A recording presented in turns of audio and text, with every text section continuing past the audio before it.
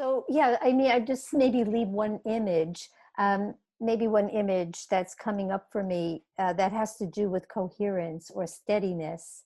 And I like to end with that kind of that image, or that maybe call to go forward, or what we're all needing right now. So one, there's two images actually, but I want to show you this. This is an image.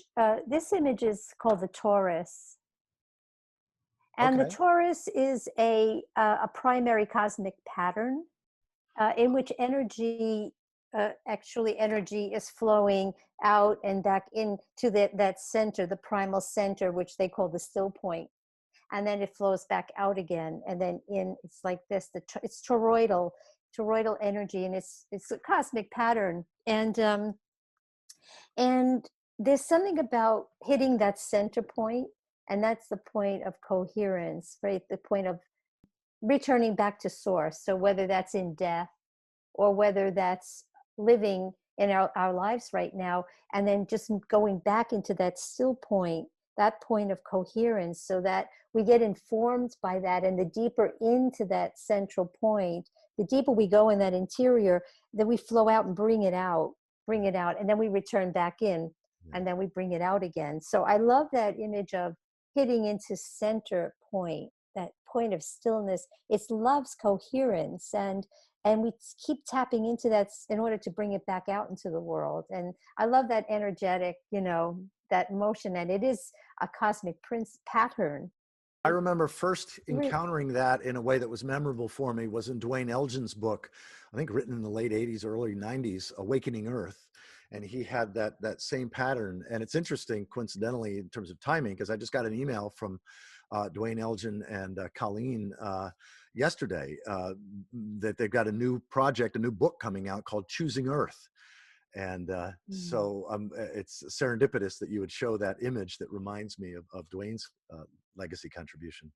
Yes, it's beautiful. I mean, maybe for the listener too, is for all of us to find that. What is that point? What is the point? How do you get, how to get to that point probably we need it each day Yes, to yes. inform ourselves. It's the deep interior, by whatever name, that energetic, it's an energetic uh, motion of flow that hits the center and returns back out. I just find that really beautiful in our But time. even that question, I mean, I don't want us to go too fast beyond that, because I'm feeling the call, the invitation to be clear for myself. Where is that point that can nourish me on a day by day basis, that can nourish me in the inner way, that can then support my outer work? So thanks. Right. Meditative movement Yeah. that honors the rhythms and flows of the energy.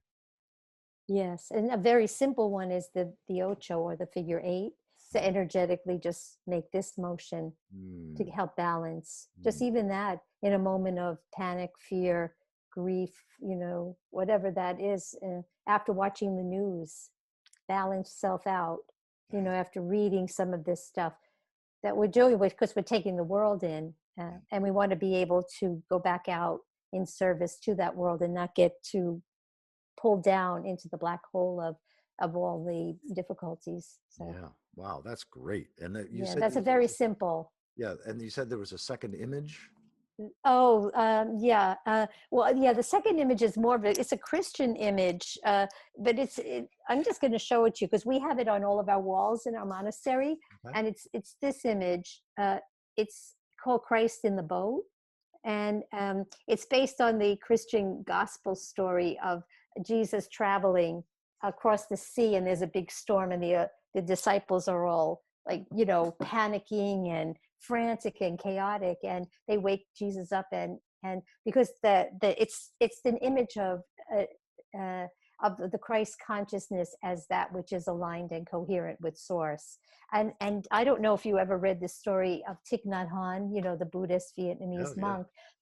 And so from the Buddhist tradition, he tells a similar story of how during the time of the Vietnamese refugees, oftentimes people would be in the boats, and they would come into a stormy sea. And if only one person in the boat remained calm and centered, like that Christ in the boat, if only one person held that coherence, it would help everyone in the boat, eventually calm them all and get the boat to safety.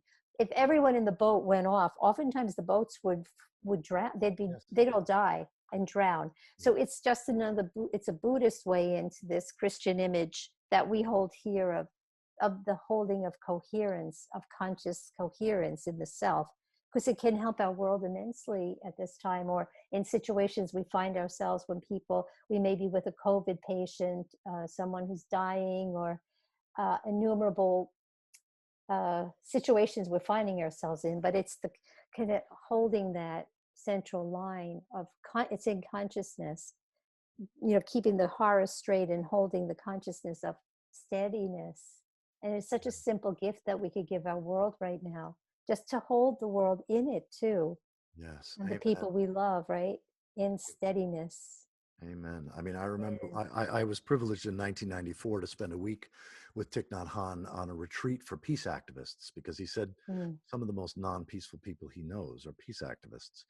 mm, And so he told that story about peace mm, as peace activists, when we are in that centered place and coming from a place of genuine, compassionate love, rather than anger and whatever, that we can impact the community of other peace activists and others who are maybe mm. we are protesting. That's why Gandhi and Martin Luther King insisted on doing it out of compassion and love. Yeah, it's lovely. Mm. Wow, Gail, thank you so much. Thank you so much, Michael. It's always great to talk with you and connect. Yes, Yeah, thanks. Thanks so yes. much.